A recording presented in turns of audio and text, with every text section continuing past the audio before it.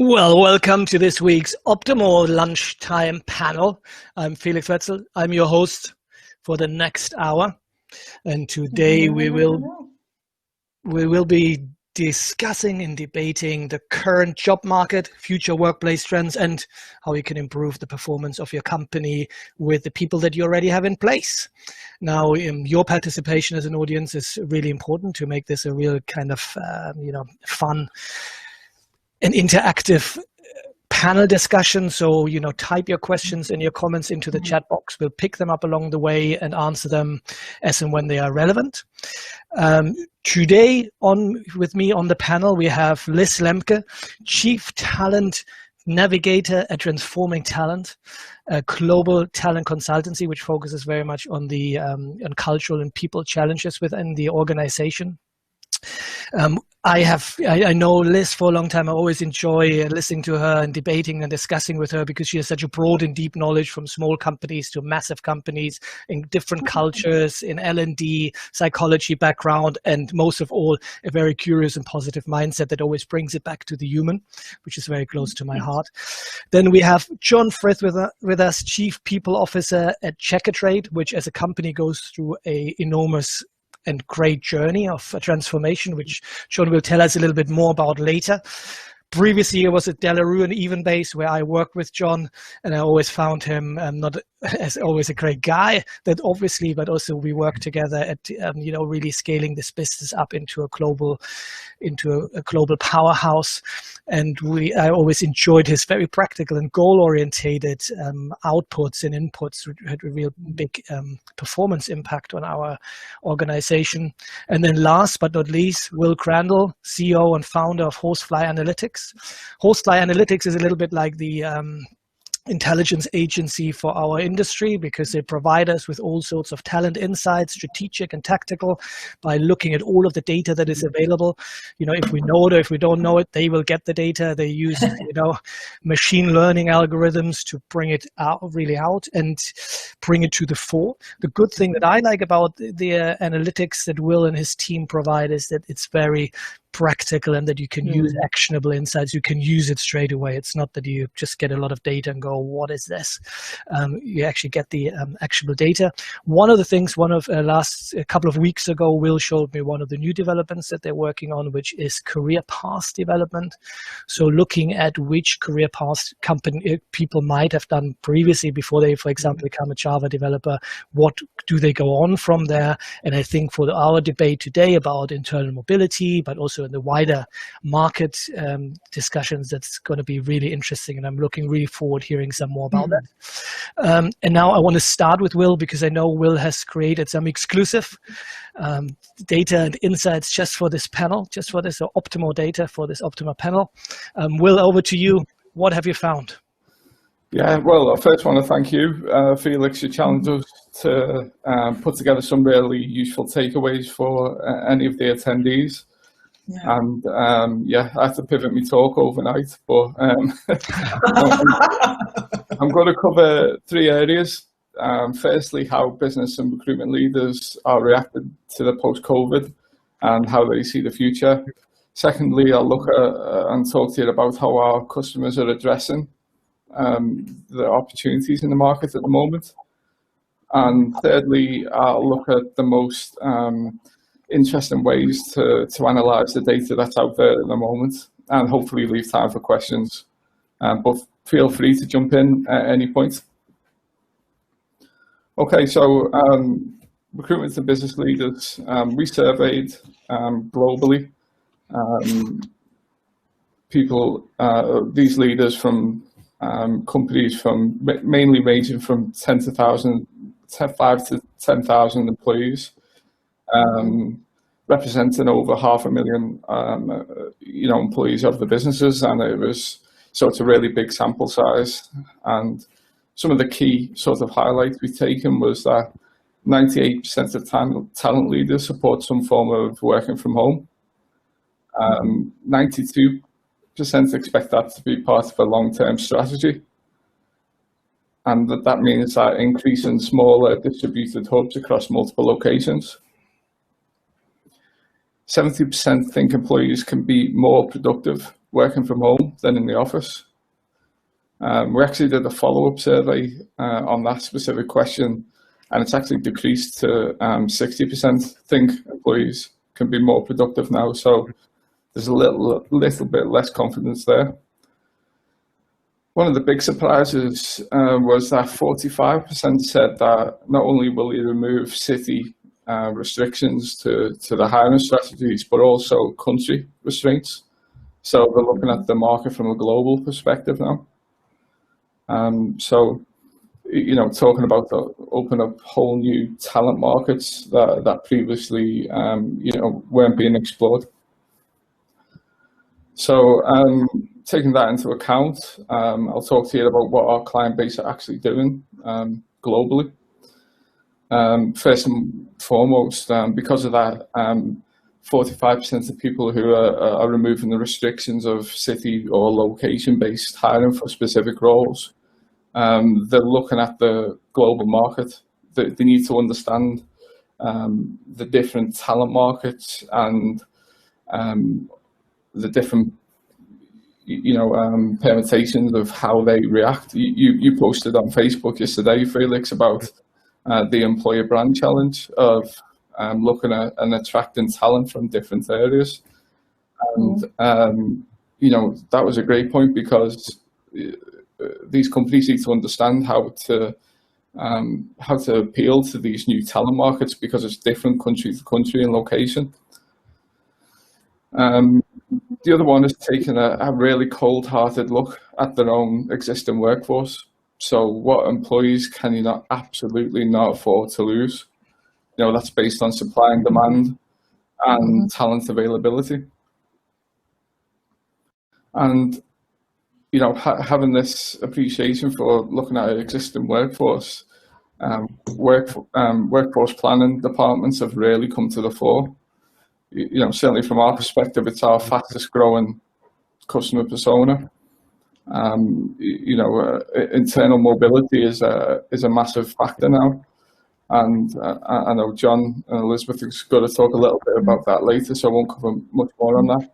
But especially that sort of deep analysis of those new talent markets. What do they look like? Salaries, supply and demand, skill set differences in skill sets, how we got to attract them from a employer branding perspective. And so finally, just on those 3 points, analysing, we've been looking at different ways how we can analyse and take actionable insights from this data. And we've taken a long, hard look at looking at job adverts from direct employees. So we're taking out the recruiter adverts and we're looking at direct employer adverts only. And there's no real surprises when you're looking at it from an industry level or even an occupational level. You know, the usual sort of keywords or industries come out that are really busy at this time.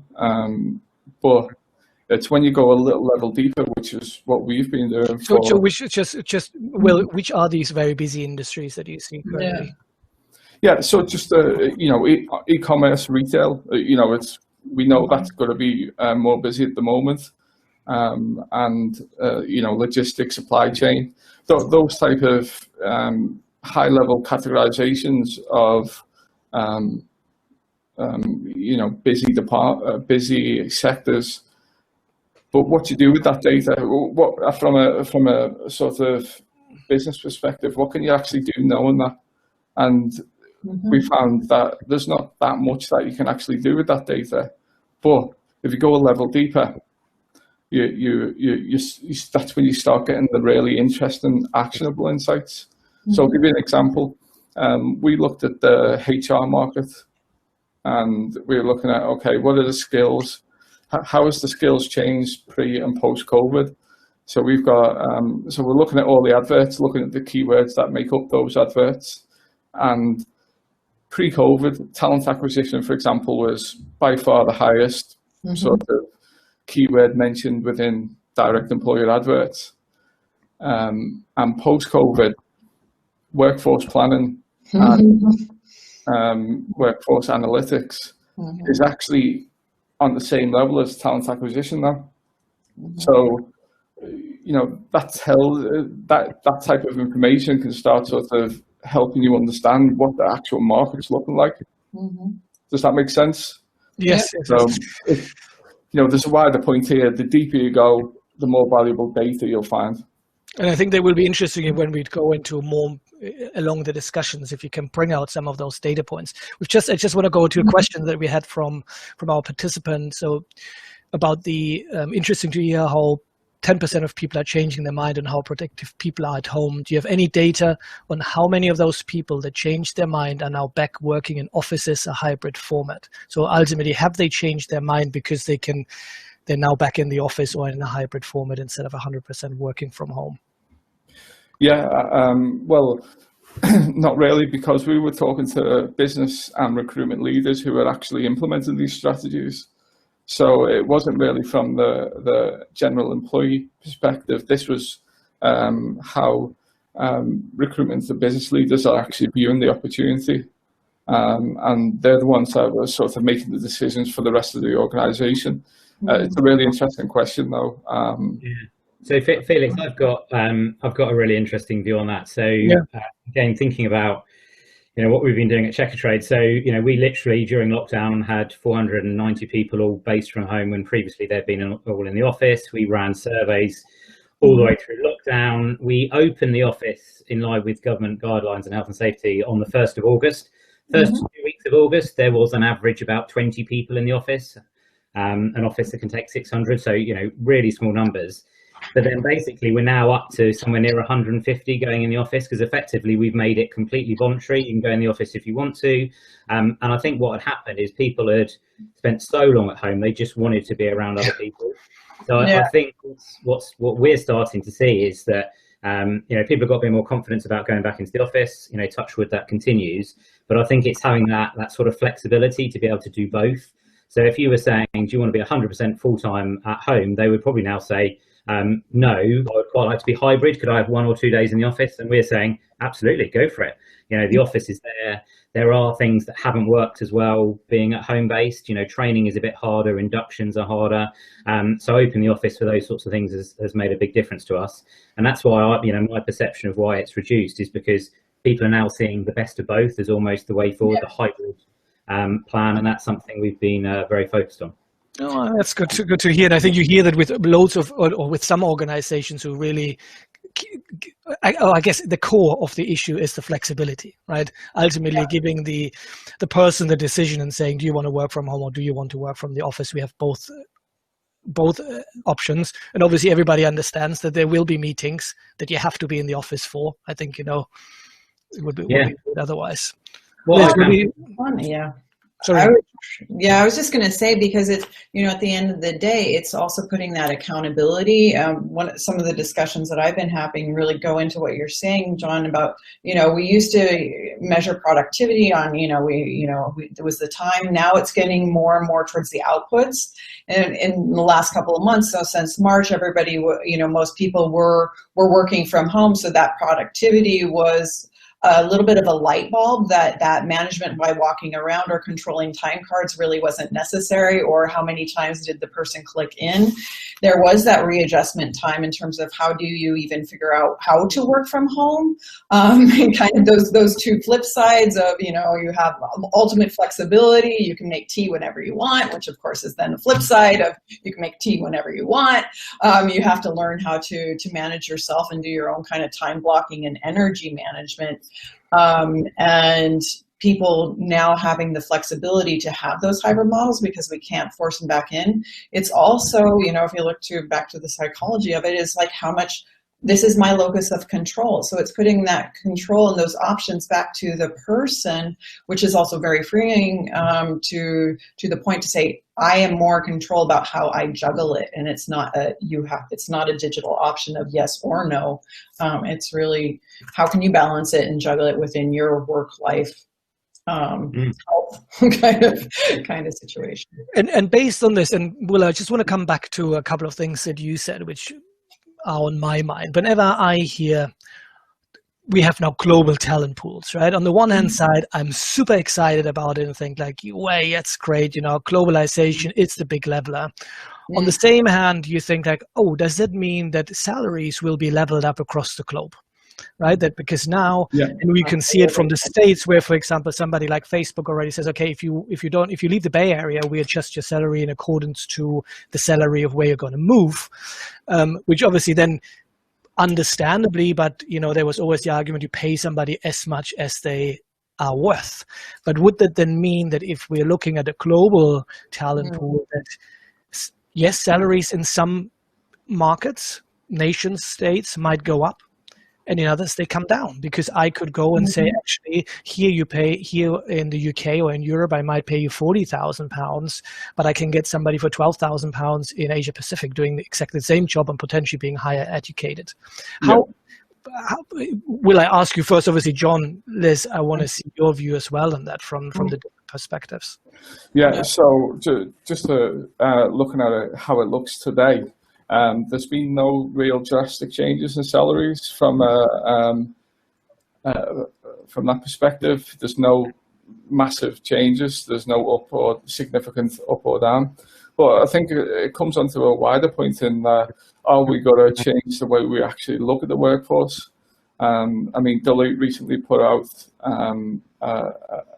a new way of looking at the workforce called open talent economies, which it suggests everyone checks out, whereby businesses are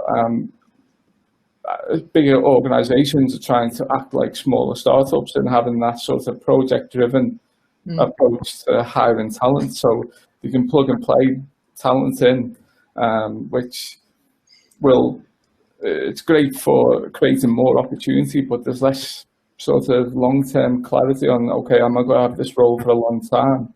So to answer your question, finally, I think because we're changing how we're looking at the workforce, I think the salary question will completely change. John, you've been obviously growing as Checkatrade, or not obviously, you're one of the few companies who used the current situation as an opportunity to grow. You're obviously also going through an interesting transformation, because first of all, when I heard that you went to Checkatrade, I thought like, okay, tradesman, interesting. Then after speaking with you, I realized that actually there's a massive digital transformation play in digital marketplace in the background.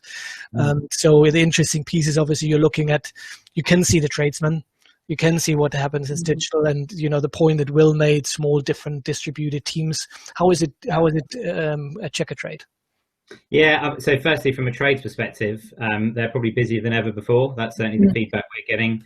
Our member base is growing significantly. Clearly, I think there was a comment earlier about the whole almost pause and reflect. Clearly, the month of April was, the world stopped moving basically. So, but since then, the trades have absolutely flown. We went through 12 record weeks in a row, simply because of the huge demand for the work of the trades. So therefore, trades are doing well, which has been brilliant for us, because as a business, we have been transforming to provide the trades more work, which is ultimately what we're trying to do.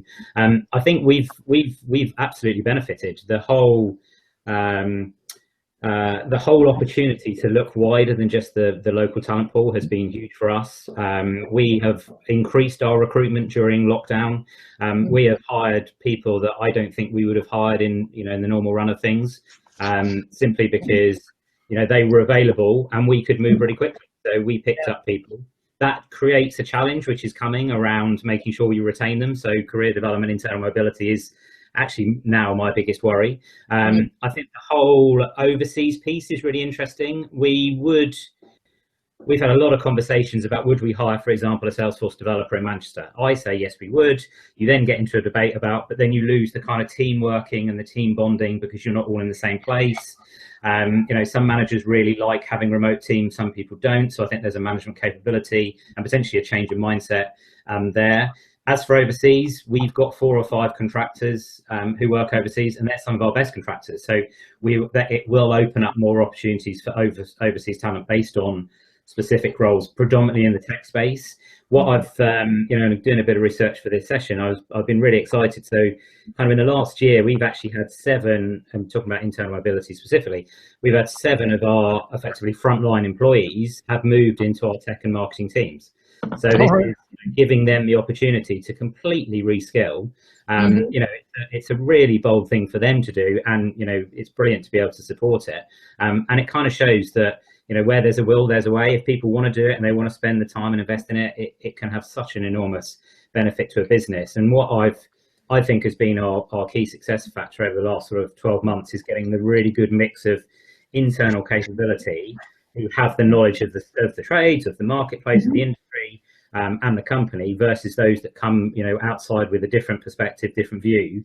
Because when you get the mix and the balance right, it really is quite incredible. And I'm very, you know, lucky to see it happening in front of me.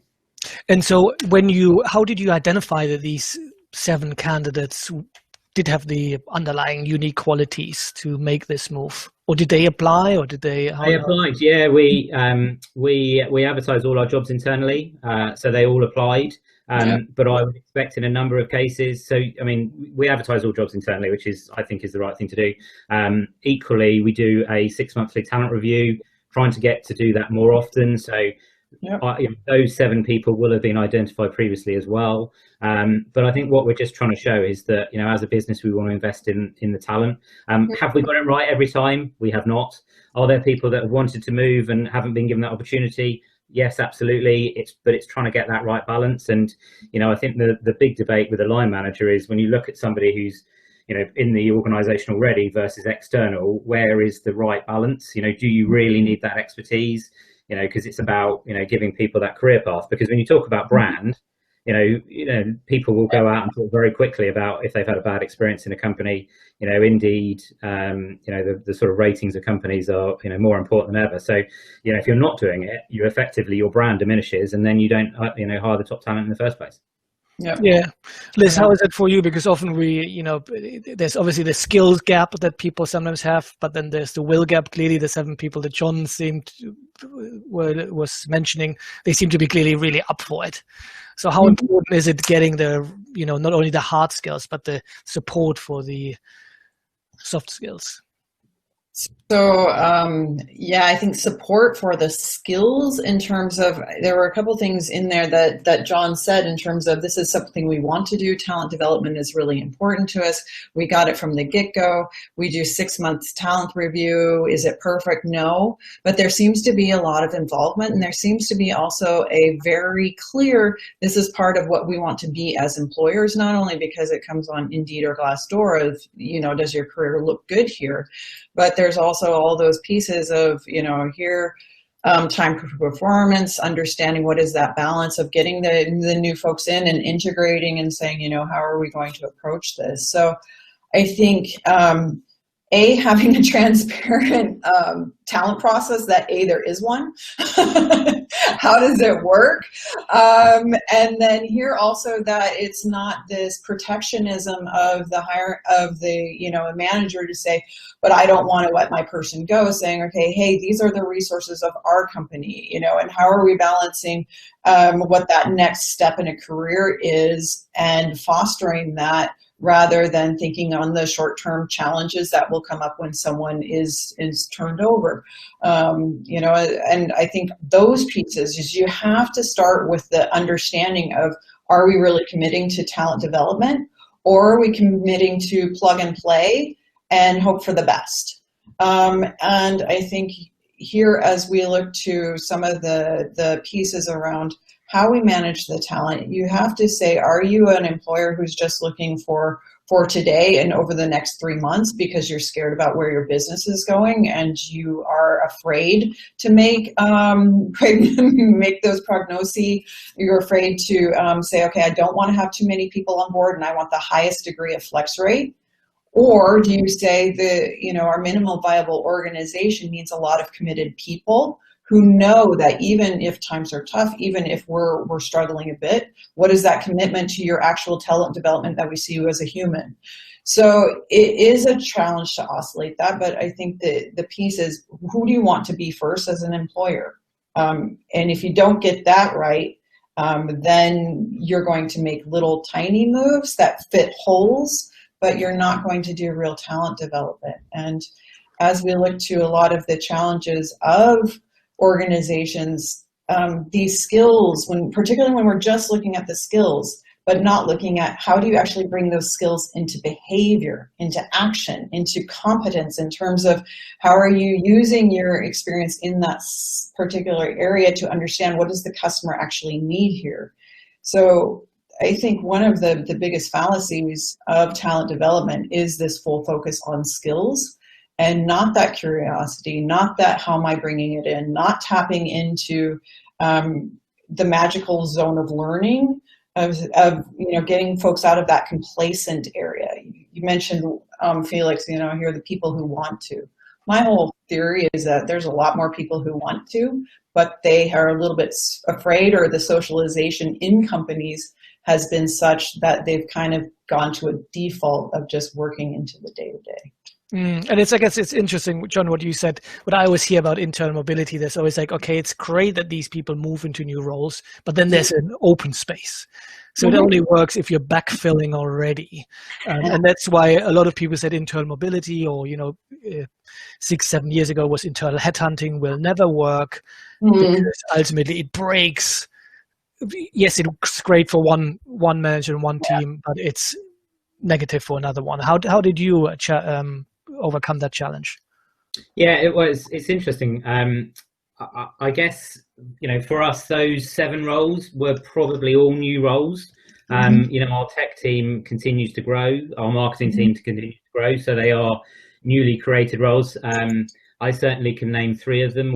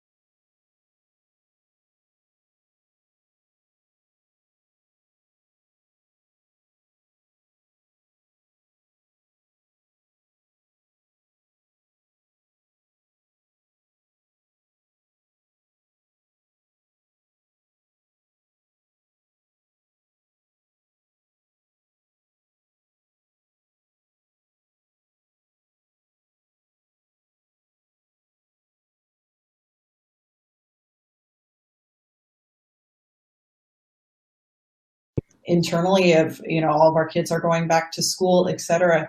So the empathy card that we used to play maybe in November is even more important today, because it's not just about the role they're applying for. It's all of those aspects of how are we working remotely, being connected, and understanding that this is dispersed work during a pandemic. So, so the empathy piece, and really seeing people and following up and following through, but also making sure that we're not overloading our folks and taking that time for those social and mental breaks that are needed, because people are under these pressures. That's back to John's role statement. That's a big role of the managers. And then how are we checking in on those managers that they're also doing okay? Yeah, I remember the name of the guy who really is really pushing this agenda, Jacob Madsen. Yeah. He's got a couple of groups. He's really challenging the communities to find a solution to this. It's so important, because for each individual person, that's their application. That's their job, and oftentimes we do these things on huge scale and not think about, at the end of the day, it's, future of talent, future of work is, it's adaptive, social, but very, very personal, and even more so now. Right. I think now, just to wrap it up, thanks for all of the questions from the audience. Just to wrap it up, could I all ask you to tell me, what's your top tip for the audience, or what's your takeaway from the discussion today, for talent mobility, internal mobility, or the bigger market issues? What do you think is something that, the people listening should be taking with themselves, thinking about it, challenging themselves, maybe implementing in their own organizations. John, I'll start with you. Thank you. Yeah, so for me, it is 100% about getting the right balance of internal versus external recruitment and hiring. I think if you can spend the time and look at your own internal talent and then marry that up and mix it and blend it with the external talent, I think it can be really powerful. So I think it is, for me, having both internal mobility and bringing external from within as well, and the two working beautifully together. Mm-hmm. Will? Yeah, mine would be, you know, this next stage of our industry development is going to be really important. And if you're going to partner with an analytics company or data provider, make sure that they've got the data. Make sure you come to Horsefly Analytics. No, sorry. Obviously. I'm not, but, well, I just thought I'd do it for you, right? Yeah, because I know you felt a little bit awkward. Yeah. No, but at this point, you've got to be analysing data at a granular level, not at occupational or industry level. Liz? Yeah, no, great answers. I think, you know, here the piece of how are you using the data? How are you not going on with just gut feel? And also understanding, you know, here, not just plugging the holes for today, but actually thinking, you know, why do we exist as a business? What are our core competencies? And looking from that point of view, and then asking the talent questions behind that, and then understanding how are we checking in on a team level and on a personal level, but knowing where you're going first really helps those conversations actually have weight in using the data for it. Cool. For me personally, it was, you know, it was again a fascinating, learned a lot. You know, I'm obviously fantastic to hear, John, how you're growing. Yeah. You know, also the feedback that you get from the tradesmen in the market, because there's so little of this information that actually comes through. So that was really great. Will, I'm looking forward to helping you with the crowdfunding so we can make it a reality for everybody to tap it in. Liz, obviously, L&D Cares next week, right? This is going to be also another great event which tackles similar issues. And I think for me, the biggest piece is how it all is in a way holistic, right? Where you think individual, external, internal, in a way we can't see it as simplified as we often do. So I thank you. I thank the audience. I think it was a great Optamor lunchtime panel. And until next time. Until next time. Thanks, everyone.